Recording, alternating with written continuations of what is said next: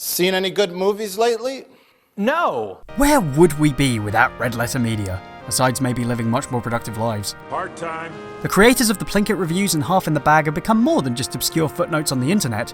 They're now obscure footnotes on Hollywood on the internet. And alcoholics. Keep pouring, idiot! It's not filled up yet! We've sat with them through the roasting of Hollywood's first wave of franchise spin-offs. Alright, I'm making my YouTube Star Wars review. To Jay swearing with all the grace of a 5-year-old. What are you fuckers doing in our store? To the death of the beloved Rich Evans, circa 1887 to 1945. They've rubbed shoulders with the great and good as the Stacklasa cinematic universe finally comes to fruition. Why are you looking at his phone? Because it was right there. 'Cause he's gay, Mike! Leave it alone! And through it all, we laughed and laughed and laughed.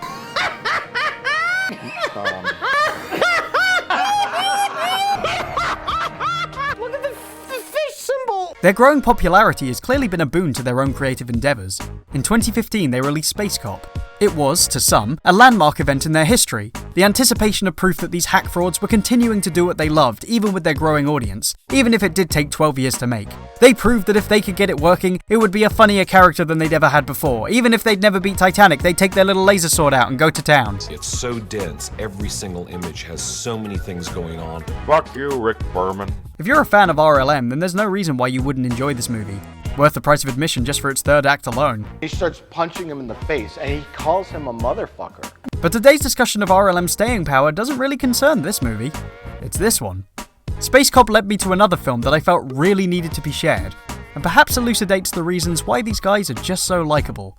Let's jump right in, shall we? You fuck. While waiting for the release of Space Cop, I got curious. I was aware that RLM had a history of filmmaking, but not really the extent of its reach. How exactly did these guys start out? What long-forgotten dreams have been squandered? Where'd that crack money go? A quick Google search brought me face to face with a much younger version of the gang, hanging out at a film camp in their early 20s and bothering all the kids there. The footage mostly consists of Jay Bauman living between the lines of reality in his goofy hat. And thank fucking God that exists. Let's get back to you want to kill a man, Jay? I mean, I'd like to kill a man. It seemed as though there was an entire epic saga to the group's history. The countless projects they'd been working on as young adults had certainly provided them with a beyond low-budget archive that became fascinating to learn about. In the hopes of finding out more, I headed on over to check out the older films on their site. This led me to the film touted as RLM's first collaboration, which was also included with a documentary with the perfect title, How Not to Make a Movie. It was decided. I had to see Gorilla Interrupted. Gorilla Interrupted was a horrible mistake. I just thought it was going to be a complete disaster, and time eventually proved me right. No one wanted to make that movie. The documentary reveals that this was a very troubled production.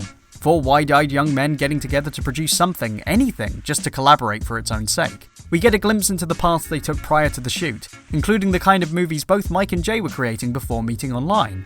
You gain a newfound appreciation for where these guys came from, and the kind of bullshit they were able to produce even back then. I am Breakfast Man! I watched this before the movie, and in some ways I think it added to the overall experience. Knowing what went down really enhances the subtext of the production, and it's done without spoiling the act of seeing the movie for the first time in any way. It clears up a lot of what might seem too distracting, like this and this and this. It's all discussed while giving a long-ass sideways glance, making the documentary incredibly funny in its own right. It's like we have all these war stories and all this like horror filmmaking, and it would be great if we were making like a quality film. Through all the self-loathing and ridicule, I was convinced I'd find the movie just another oddity in their wheelhouse of work, albeit more significant given the circumstances.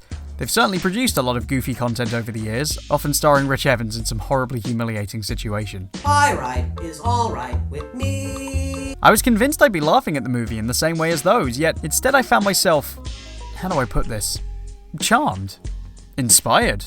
Inspired. No, really, having watched this with many different people, all of whom have taken to it as much as myself, I can really vouch for its entertainment value. Gorilla has a quality I think RLM are very aware of, and it speaks to amateur filmmaking or comedy collaboration in a really empathetic way. What gives it its lasting power probably has a lot to do with something a wise man once said of this type of work. It was called Art from Adversity. Now, it's not like Birdemic, where the director is just blissfully unaware of the film's sheer level of awful. I mean, God, you're never laughing because you're completely baffled or confused, most of the time, at how this happened. It's painfully obvious that they're aware of the flaws they're creating, but the thing is so earnestly tongue-in-cheek that you kind of just go with it. It goes beyond laughing at the low budget and potential cringe. You buy into the act, into the story, into the characters.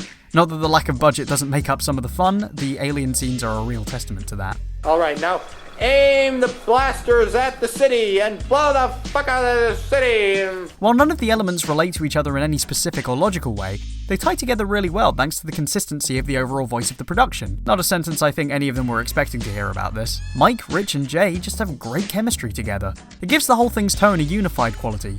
You get to see Goofy Jay again as the optimistic, bullied member of the group, though there's still some of the cheekiness I loved about him in the Ghostbusters shorts. What's up, Jim? Hey, Heather. What's up, Jim? I'm gonna go over there now. Rich Evans fucks his way through 4 rooms and a forest. And a forest! Which is a feat of boobery deserving of some kind of award, or at least a trip to the infirmary. I could talk about Garrett. The fact that he telegraphs his jokes. The fact that his entire bottom lip engulfs the screen. The fact that he has no shoulder... Actually, you know what? I'm just not gonna...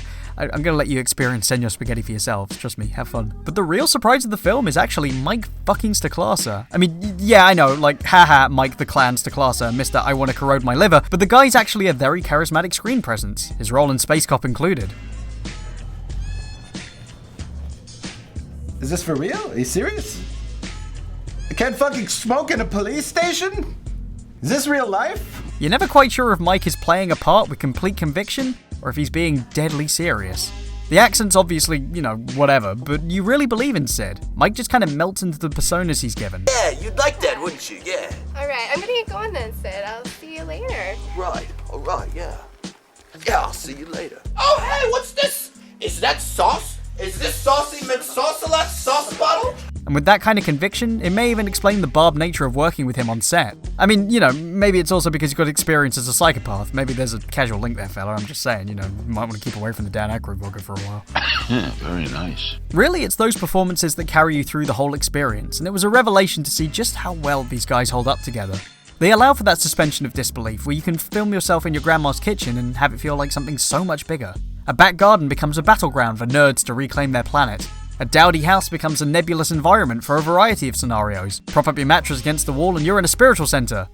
And then inside of Garrett's lip. The fact that this film actually has a structure, that you can follow the threads and continuity beyond what could have just been an uninspired use of their surroundings. It's unlike most kids who try to make movies in their backyard, and says a lot about their love of filmmaking. Even if it is being used for, like, garbage. It's so much fun! Bunch of fuckers! Through the limitations of their environment and film quality, they've even unwittingly painted themselves as life's underdogs, a likeable band of downtrods fighting against a larger threat. In a way, I was legitimately upset when there was no more film to enjoy. You really grow to like these characters beyond just knowing them as the RLM crew. It's rather inspirational. I imagine for a lot of young creative douchebags like me, there's plenty to reflect on. Mostly, why couldn't we have done something like that? Well, they did.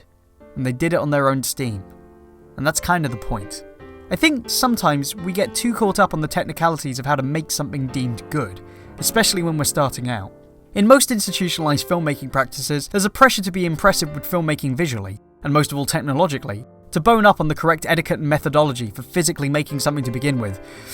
Oh, that's a lot of words. Maybe, time is money. Gotta keep going. Gotta move on. It's not that I disagree with that, but I feel that sometimes it ignores what somebody can do without a lot of that baggage, or their resourcefulness when up against the wall.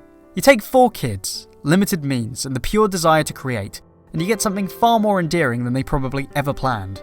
You end up getting super invested, and when it's over, you're genuinely sad to see them, at this stage in their life, gone for good. Yet you can tell why they ended up sticking together from then on. I think that's the biggest takeaway for me, that the film is just such a condensed version of what makes them, at their spirit, so much fun to be around. Gorilla Interrupted gives you a chance to hang out with them at this point in their lives, and it's a real good time. Are you fucking following me? Buy the documentary, buy the history of Plinkett, buy their movies, ask for the Gorilla commentary, ask for the digital release of the Gorilla commentary, for fuck's sake. But make sure you buy it first, buy it and watch it, go buy it, here's the website, go buy it now.